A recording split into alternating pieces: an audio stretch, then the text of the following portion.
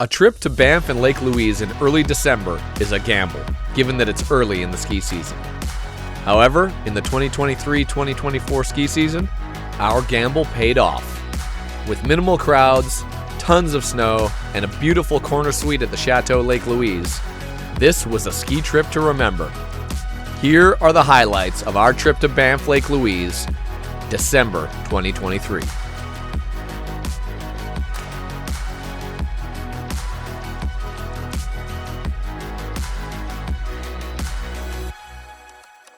We booked our flights to Calgary on Porter Reserve, and I would 100% do this again. There was extra legroom in the front seats, early boarding, free in-flight Wi-Fi, free food and snacks, delicious coffee, free beer and wine, and it includes 2 checked bags, which included our skis. This was an all-around excellent experience on a flight. We spent some time with my mom in Calgary, and then, finally, made our way to the mountains. The sun was starting to come up and the snow was getting more abundant as we made our last coffee break in Canmore. Next stop, Sunshine Village.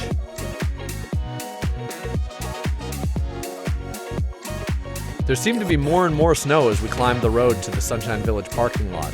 We were still early in the season, but our hopes were high. Started the camera in my pocket. Sweet. Well, in that case.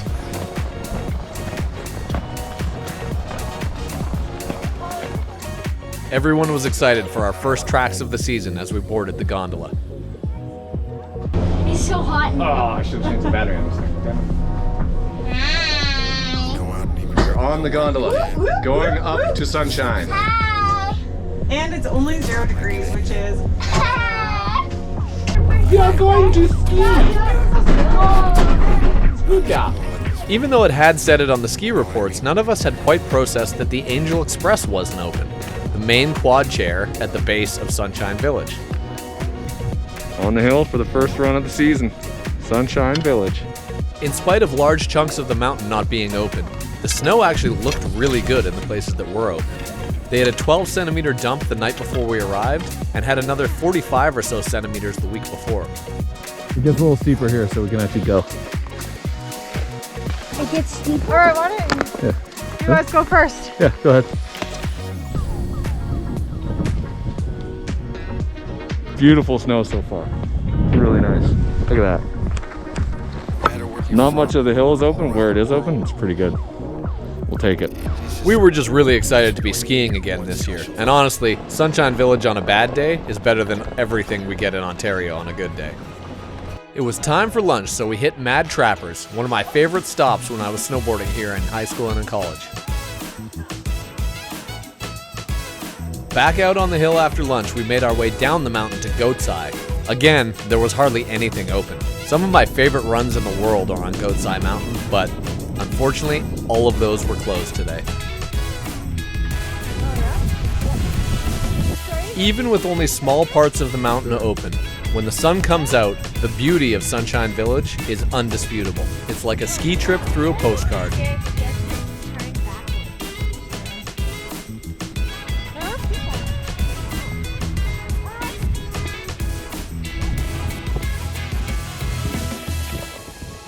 We decided to have our last run of the day as the sun got low in the western Rocky Mountains. Sunshine Village is a great hill, but with their lack of snowmaking ability, our arrival at Sunshine Village was simply too early in the ski season, and we knew that we probably weren't going to come back on this trip.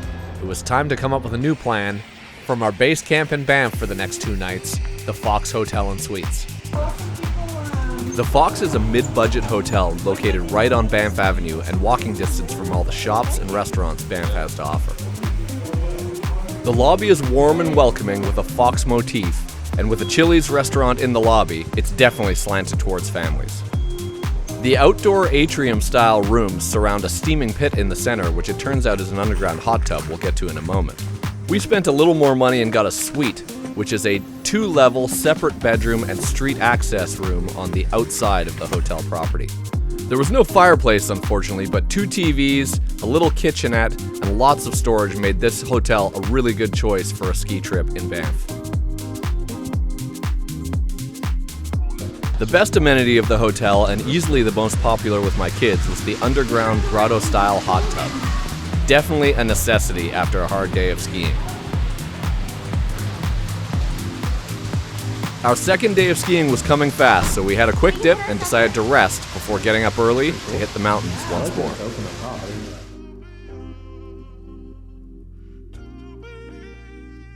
Hi! We awoke to warmer temperatures in Banff, but also the fact that Lake Louise had gotten a dump of snow and it was going to continue throughout the morning.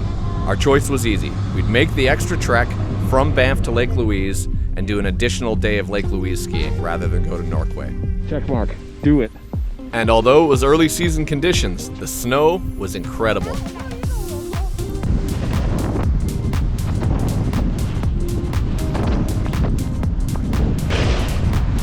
Straight. Bomb, baby, bomb.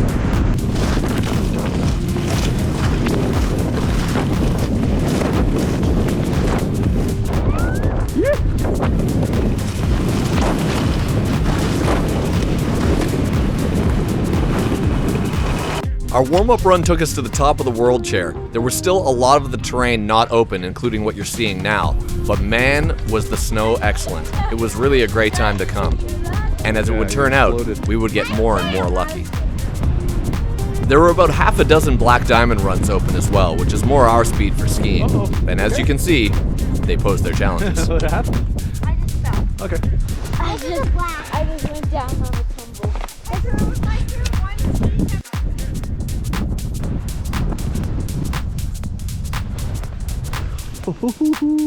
No, it's beautiful. No, it's stuck. I can't stand this. Oh, I stand corrected. That's just funny to watch. Take it.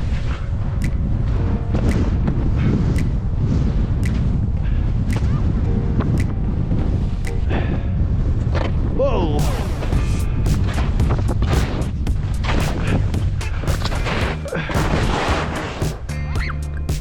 You're good.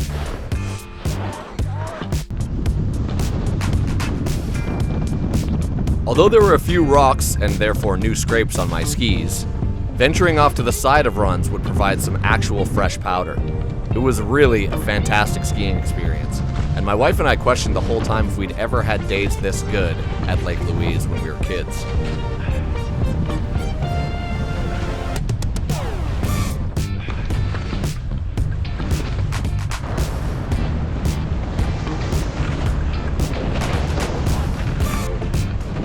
Interestingly, the bottom half of Lake Louise was actually still pretty slick and icy because of the warmer temperatures. It wasn't nearly as good as the top half and the backside of the hill. Did you know you were going over a drop there, Hunter? Okay. There, guys. We explored more of the mountain by going to the backside of the hill. I was really hoping for the larch tear to open up while we were there, but it wasn't meant to be. Larch is where I spent most of my time as a kid when I had a ski pass at Lake Louise. Mostly as a crowd avoidance technique. You've done a bunch of blacks. Just watch out for rocks and take your time. Although we had some obvious protests, this one was probably my favorite run of the day. Nice and steep with a few moguls that were soft enough to be forgiving. Oh, Scary. that's good. You're doing a great job. You are. Use your turn. Strong legs.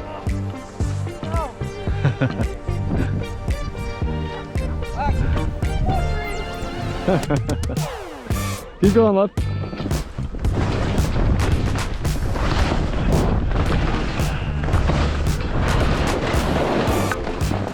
Keep going. Pick a line. Look a little bit ahead of you and go in and out of the bumps.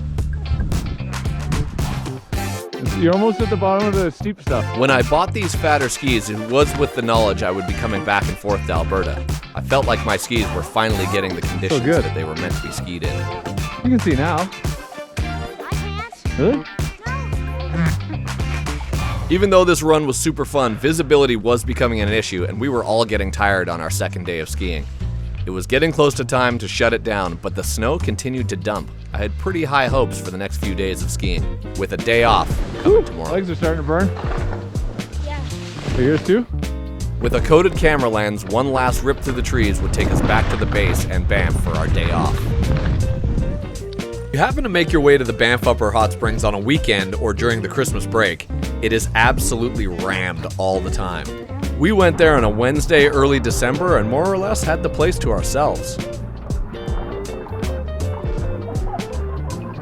Oh man, this is hot. I love it. Yeah. still got that leg in the photograph.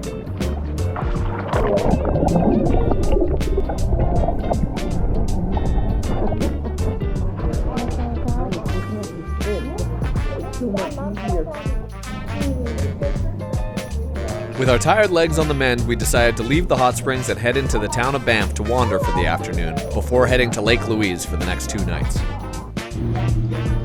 The famous Banff candy store, which has been open since I was a kid, was obviously our first stop. Much like the hot springs, the usually very busy town of Banff was quite quiet on this early December day. After wandering the town for a couple of hours, we said goodbye to my mom, who'd come to stay with us in Banff for a night, and made our way to the world-famous Chateau Lake Louise.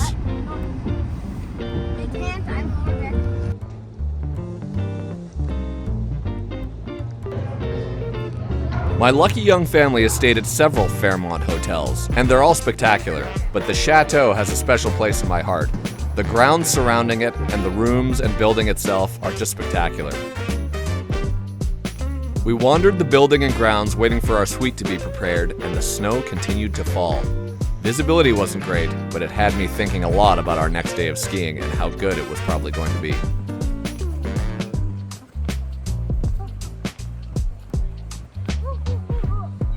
Back inside and under the watchful eye of Her Majesty, we got the call that our suite was finally ready for us.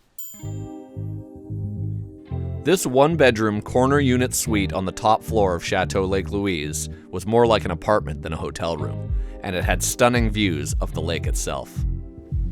Yep, the room even had its own Christmas tree.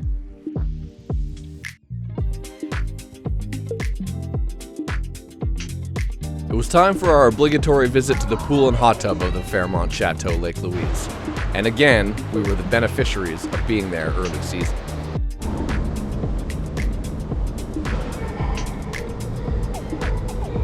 For dinner, we hit the Louisa restaurant in the base of the chateau. My wife and I shared a seafood paella, which was absolutely delicious. The prices are a bit high, but the food is fantastic. Tired kids at dinner were a sign that we'd better return to our room for our next 2 days on the hill. Slightly clearer skies over the lake and our delicious in-room Nespresso greeted us for our 3rd morning of skiing on this trip.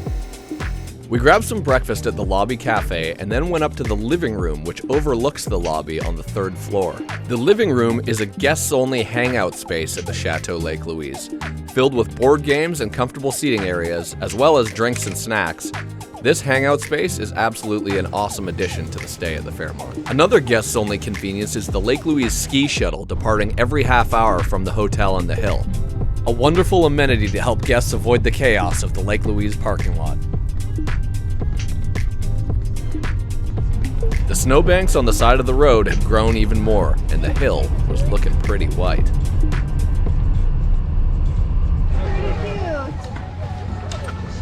We were joined for the day by some of our closest friends in Alberta, also their first days on the hill for the year, and made our way to the top of the world. Okay.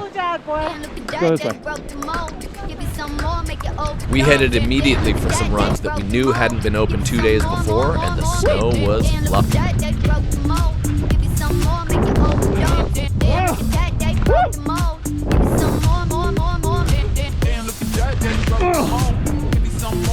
Oh my goodness. Woo! In the trees.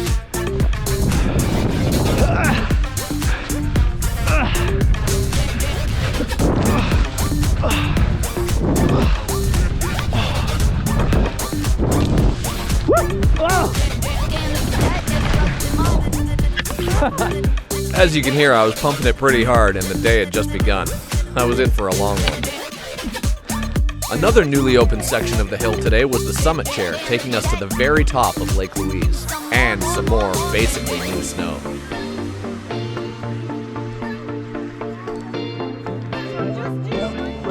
The hill was still suffering from early season conditions in some spots, aka rocks, but the snow where it was absolutely amazing. We stopped for lunch at the Whitehorn Bistro on the front side of Lake Louise. My steak frites were delicious, before heading back out onto the slopes.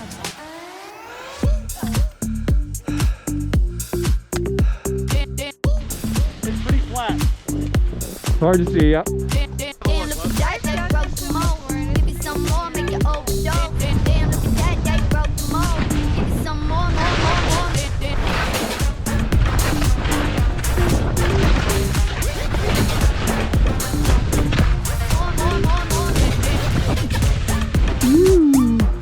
Good job, Lori.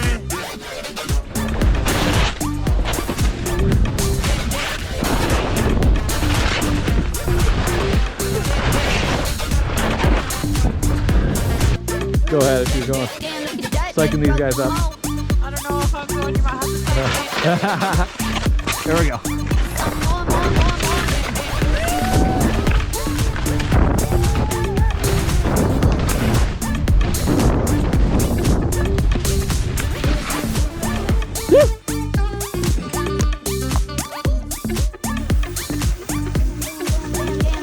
There we go.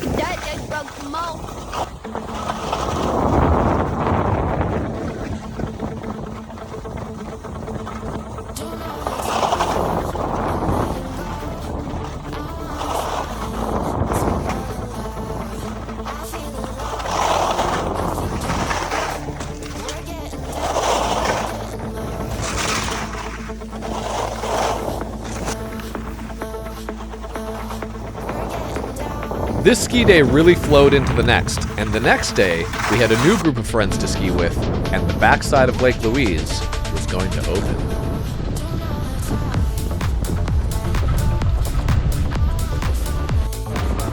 The large chair and the hills off of it were getting absolutely dumped with snow for the entire time we were in the Banff Lake Louise area, and this was the first group of people allowed to ski on it. So if you ever stop somewhere that's really flat, I'll probably just blast right past. Seasonal fresh tracks are extremely rare, and in 30 plus years of skiing at Lake Louise, I'd never experienced them before now. I know, this is the most snow you guys have ever skied in, I think. It's crazy. Yeah, lean back, but you don't want to fall because it's hard to get up in this. Wow, amazing.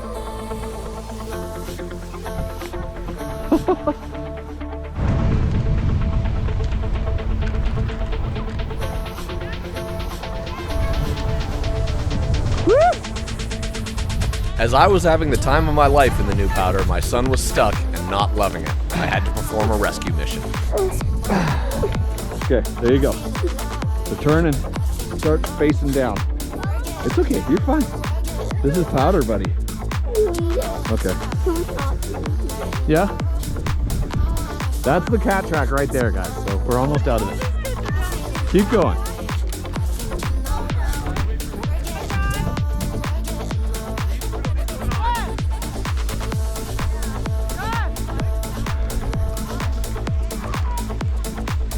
Just get to the cat track, guys.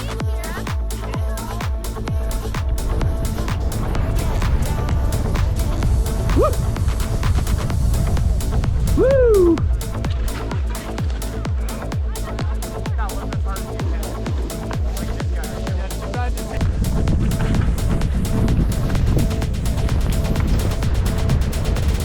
At the bottom here, you need some speed to get through those trees. Yeah. It'll be better. Even that run's gonna be better in half an hour. Get some speed, Madison. You need speed to go through those trees.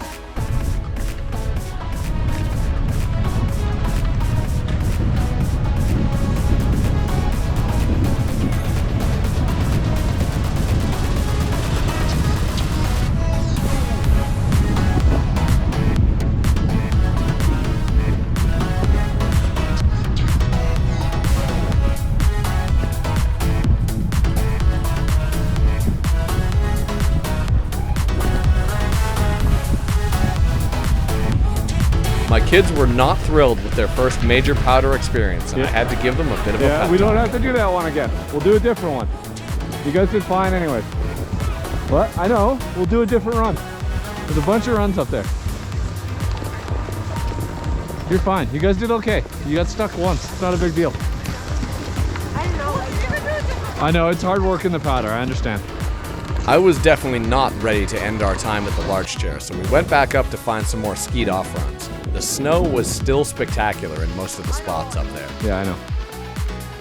I spent most of my time hanging near the trees where some of the powder had built up.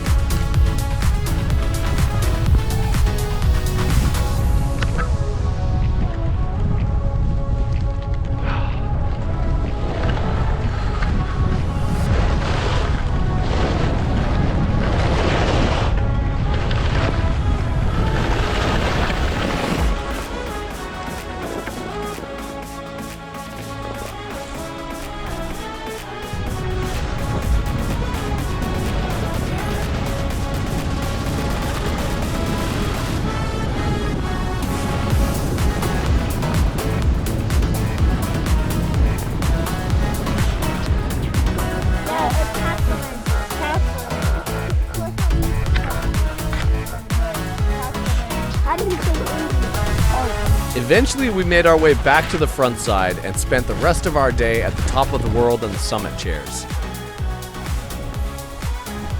We're not doing a good job of sticking together. Pretty beautiful. No, it's like 5 hours east. We did some catching up with old friends on the chairlifts, and the sun finally started to make an appearance. Yep.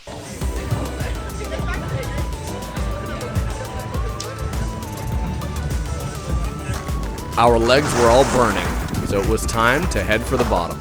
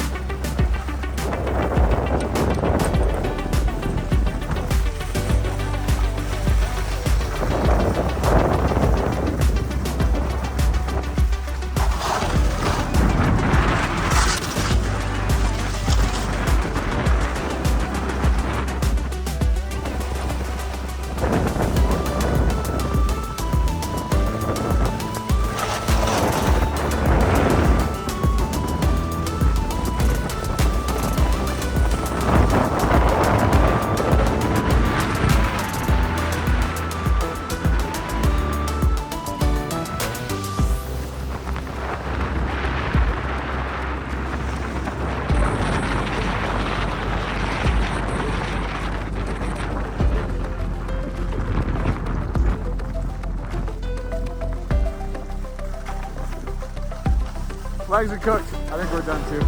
Yeah, my legs are bugging. This is so sore. We said goodbye to our Alberta friends and family and headed back through blizzard conditions for one more night at a hotel before heading back to Ontario. Luckily, there was a water slide. Can we just slide down a little bit?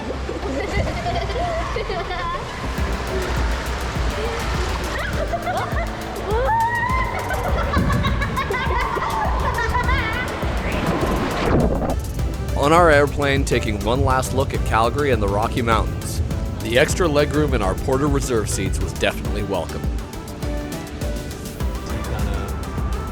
And a complimentary Ontario beer was a great way to close out our trip.